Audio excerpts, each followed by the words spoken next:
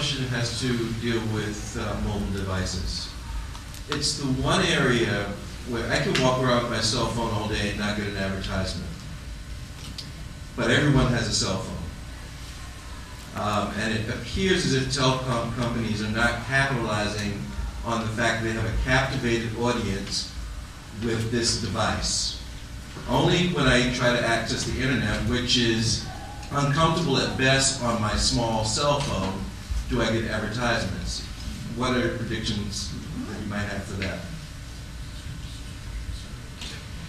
Yeah, I mean, I don't think that mobile. Well, first of all, I think you're paying the telecom for your service, so they should not be showing you ads, right? I mean, that would be crazy. They'll probably do it at some point. But I'm paying my cable company, and I'm getting tons of ads.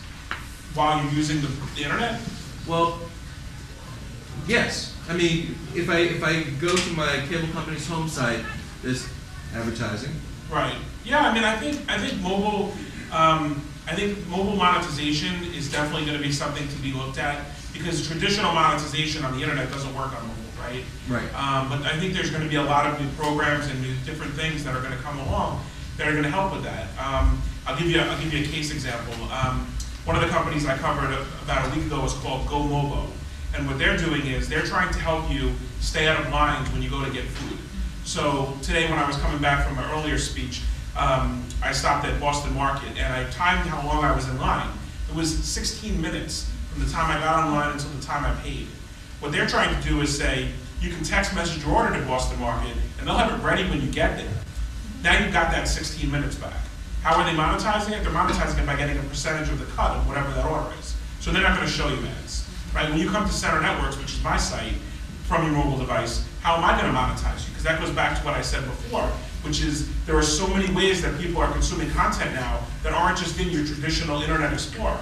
And how do you monetize that? I don't have great answers for you as to how it's going to be done this year, but I think it's definitely going to be done, because as more providers start to do it, it's expensive to offer your content on mobile. If you try to do SMS using a service like Twitter, I don't know if you guys are using that service, but if you're using a service like Twitter, Twitter is actually paying for some of that right now, especially with their overseas access. So I think you're definitely going to see people trying things out.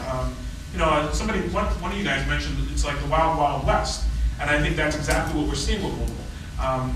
I went to a panel earlier this week at Google where they talked about new barcode technology and how in Japan, when you walk by an advertisement, there's a small code. You take your mobile phone, you hold it up to the ad, 2 seconds later, you have everything about that product to you.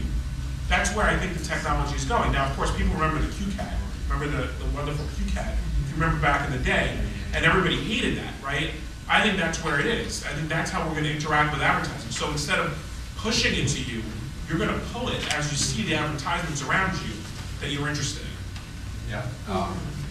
I should mention in this one, I'm no expert, but we worked with Sprint on some of the, in my previous job, I worked at a sports marketing agency, and we negotiated a big deal for Sprint in the NFL, and it was revolutionary because it wasn't really anything about the actual sport. It was all about digital content aggregation, so that people could sign up for this $20 a month package where you could follow the teams much more closely from your mobile phone. And one of the things that is, I think, limited in this in the U.S. specifically is that the networks that these companies are running on, anybody who has an iPhone loves it but hates it, hates the AT&T service attached to it. I think some of this stuff is going to, we got to upgrade the networks and the technology, working with management, and then get to some of the more sophisticated stuff, because in other parts of the world they are doing it. Japan is a great example. Even Europe, you can walk by a soda machine and buy a soda from your cell phone just by pointing at it. In some parts of the world, but we're not anywhere close to doing that in the U.S.